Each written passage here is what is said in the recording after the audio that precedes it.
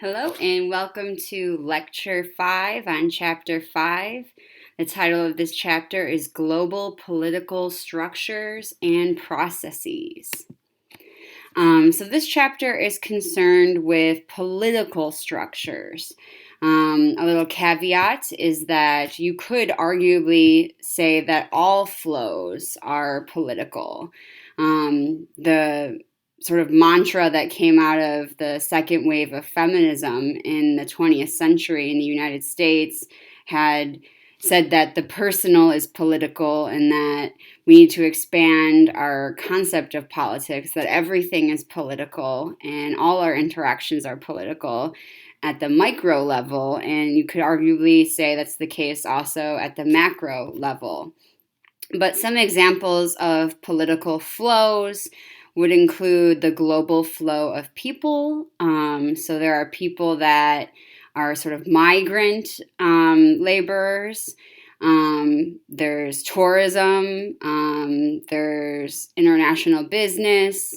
Another example of a political flow might be the looming water and oil crises, the inability of the nation state to control flows dominated by multinational corporations, environmental problems, war and terrorism, global inequalities. These are all political flows. But we're concerned with that, but also just the political structures that attempt to manage these flows. So primarily what we're talking about when we're talking about a political structure is the nation state. So in Europe, this is sort of a Eurocentric way of thinking about history, but one could make the argument that the rise of the prominence of the nation state and using the nation state as the main political institution and structure of a given territory sort of begins in Europe at the end of the 30 and 80 years war with the Westphalia Treaty. And this is the treaty that accorded recognition to various nation states. A nation, here's a nice definition, refers to a social group that is linked through common descent, culture, language, or territorial contiguity. A national identity is the fluid and dynamic form of collective identity founded upon a community's subjective belief that members of the community share a set of characteristics that make them different from other groups. So that's a very carefully worded definition where national identity is a concept of identity that people in a particular territory have of themselves as being somehow distinct from other people in other territories, and the basis for that distinction is because they share some sort of set of characteristics. But it's a subjective belief. Like the textbook's not taking on the reality of how fluid identity is globally. Nationalism is a doctrine and or political movement that seeks to make the nation a basis of a political structure, especially a state. So nationalism is a movement that seeks to put the nation state into a seat of prominence. You could argue that nationalism also involves putting your countrymen or country people before people of other perceived nation states. So like Make America, or America First would be like a sort of nationalist sort of mindset. And then the state emerged as a new institutional form in the wake of the demise of the feudal system, offering more centralized control, engaging in collective action internally, for example, collecting taxes, and externally, for example, waging war. So the nation is more fluid and based on this idea of collective identity and national identity. The state part of the nation state is really the more institutionalized, administrative, executive elements of that nation that allow it to function and that feed this concept of national identity. Feudalism is just like the form of production that preceded capitalism, where you have mostly peasants working for some sort of aristocratic family that in exchange for protection from other territories. The nation state is the integration of the subgroups that defined themselves as a nation with the organizational structure that constituted the state. So you can just nicely combine those concepts to understand what we're talking about when we're talking about the nation state. So today, there is sort of a debate as to whether living in a global age, we're moving towards a world where the nation state has less and less power and becomes more closer and closer to being powerless and meaningless, and we just become one globalized global identity, transplanetary identity.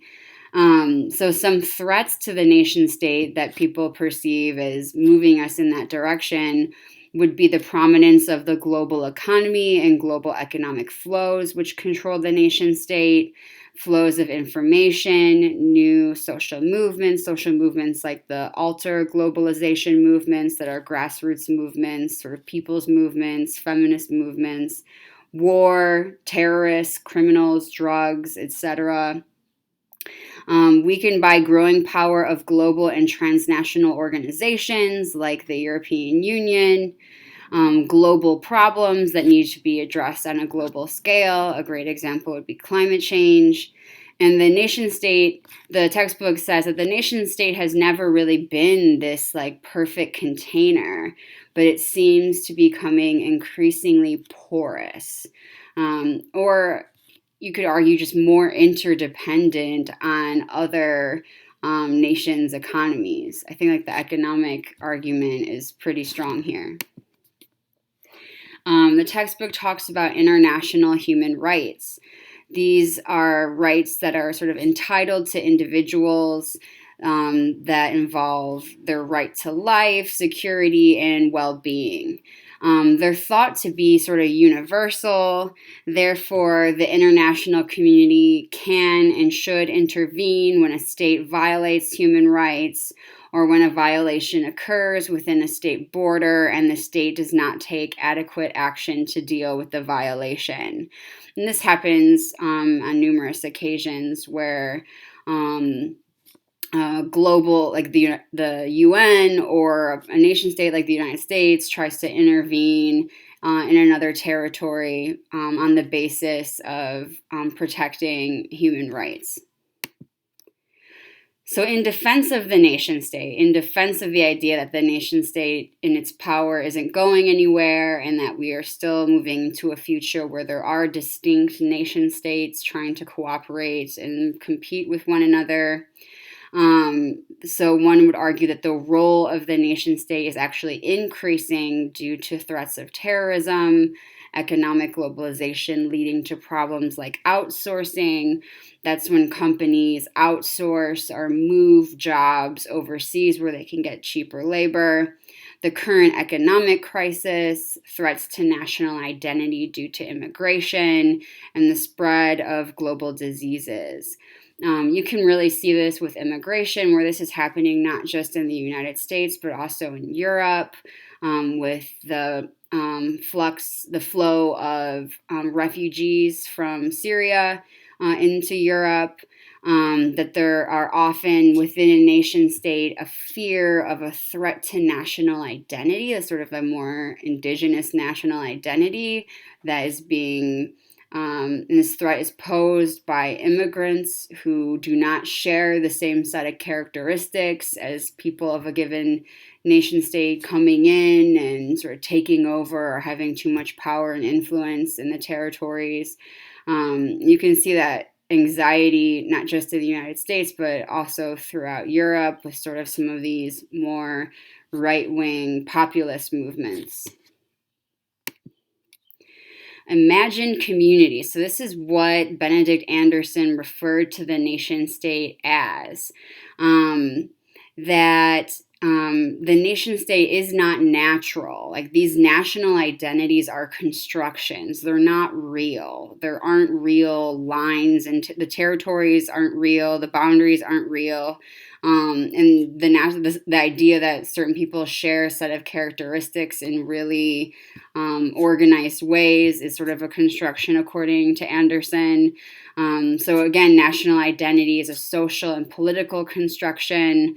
It's an imaginary community. It's imagined, it's limited, it's sovereign. It involves also just a sense of having some sort of false identification with even strangers on the basis of the fact that they live in the same nation state or have the same national identity.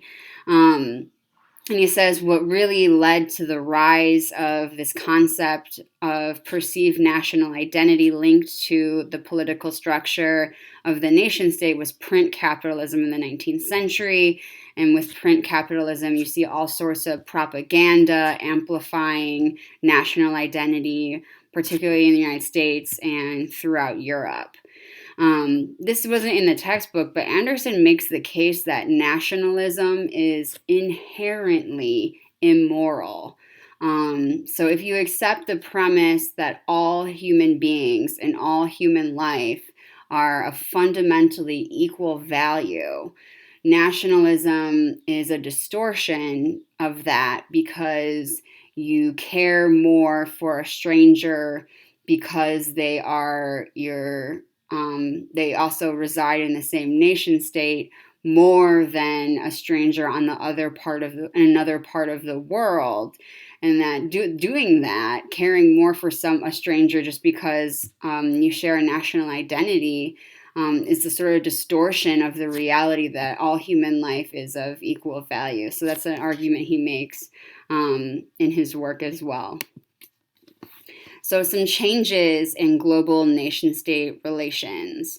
Parag Khanna makes the distinction between globalization and geopolitics.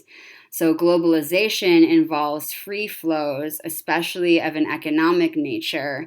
Geopolitics involves largely political and military efforts aimed at gaining control over, but frequently disrupting those flows, and much else. So globalization, according to this thinker, is sort of accelerating interconnectedness and flows, and geopolitics is sort of trying to negotiate barriers to those flows. So he also makes the argument that geopolitics today is sort of a struggle between three sort of superpowers: the European Union, China, and the US. And we'll see how this is going to play out historically. But those are the three main players that are involved in sort of the geopolitical realities that the world is facing today. The UN, or the United Nations, this is the premier global organization in the realm of politics. It succeeded the failed League of Nations and began operation in 1945. It is a state-centric organization. It has subsets to its organizational structure, including the General Assembly, which is the main deliberative body.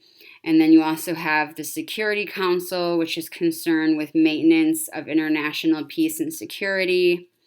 The UN is concerned with four main areas: military issues, economic issues, environmental issues, and matters of human protection.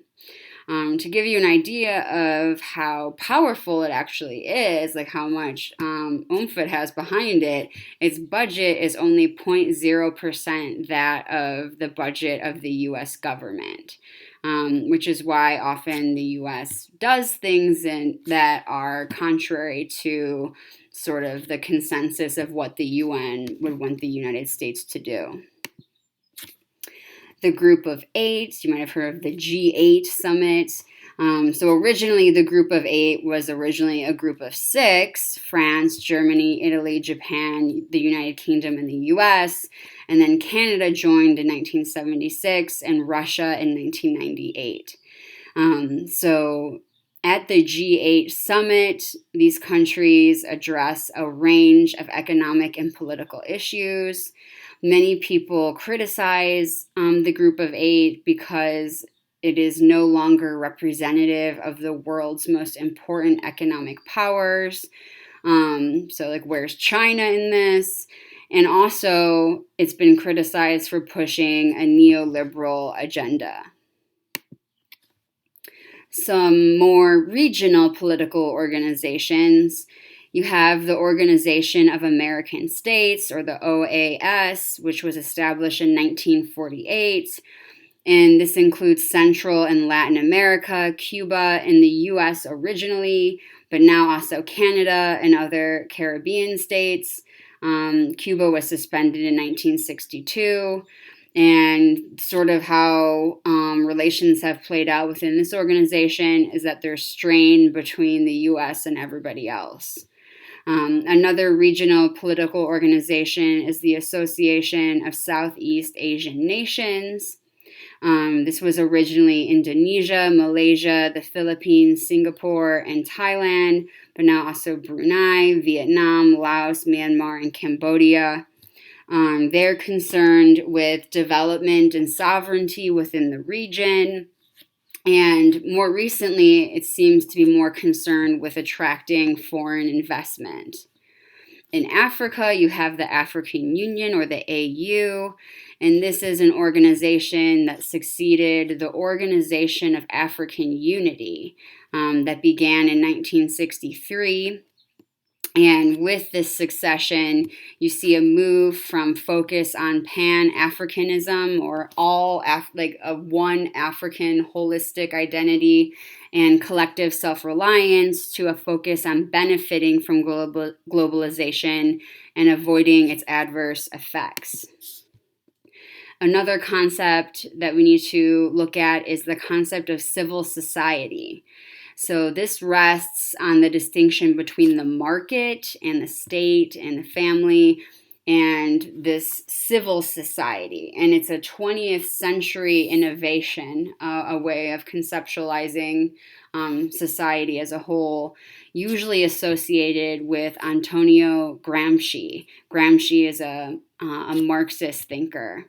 So in his view, to challenge the hegemony just means sort of power over something else. So the hegemony or power of the state over individuals and the collective.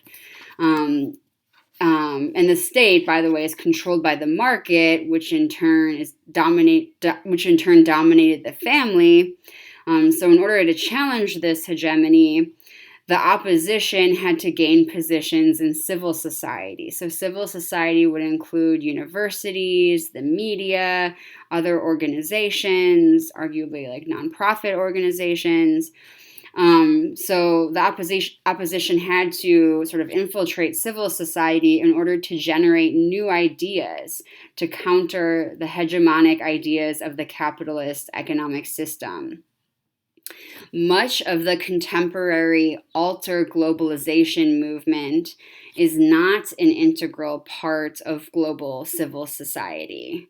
So much of this grassroots movements, a lot of these grassroots movements are sort of even operating outside of civil society. So you could argue that civil society is the process through which individuals negotiate, argue, struggle against, or agree with each other and the centers of political and economic authority. So it's a counterbalance and alternative to both the nation state and the economic market. So INGOs are international non-governmental organizations. These are international not-for-profit organizations that perform public functions but are not established or run directly by nation states. They're private, voluntary, and nonprofit, and most are oriented to bringing about some sort of social and or political change. Some criticisms would be that these organizations are formed by special interest groups who do not take into account wider sets of concerns and issues. These organizations can be elitist in terms of who gets to participate in the organization and make decisions, that they sometimes distort the magnitude of certain problems, and some conflict with each other. Some argue that the rise of INGOs, sometimes I just see it as IGOs, but the rise of international non-governmental organizations is due to sort of filling the void or vacuum left by the withdrawal of the nation state. The diminished power of the nation state requires these organizations to step in on behalf of special issues and problems. Mm-hmm. So, some review questions. Define the following concepts: nation, national identity, nationalism, state, and nation state. So you could go back to the slide and find some of these definitions. But just briefly, the nation refers to a social group that is linked through common descent, culture, language, or territory. National identity is this fluid and dynamic form of collective identity founded upon a community's subjective belief that members share certain common distinct characteristics. Nationalism is a doctrine and or political movement that seeks to make the nation a basis of a political structure, especially a state. The state is sort of the new institutional form in the wake of feudalism, offering more centralized control, engaging in collective action, and internally and externally. The nation state then is the integration of the subgroups that define themselves as a nation with the organizational structure that constituted the state. So the next question: what are some threats to the power of the nation state in the global age, and what are some problems that still require nation states to be major players? So some threats to the nation state might include the global economy, flows of information, new social movements, war, terrorism, criminals, drugs, etc., and global problems like climate change. In terms of what problems sort of require them to still be major players globally would be perhaps they have an increasing role due to immigration problems and problems like outsourcing, threats of terrorism, etc. So now on to some discussion questions that you can consider. Also for the conversation you have on the discussion board for this lecture would be: make the case for or against the death of the nation state. What benefits and problems might result from a greater involvement of civil society organizations and global political structures and institutions? And do you agree with Anderson? Is nationalism a bad thing, a good thing, both, or neither?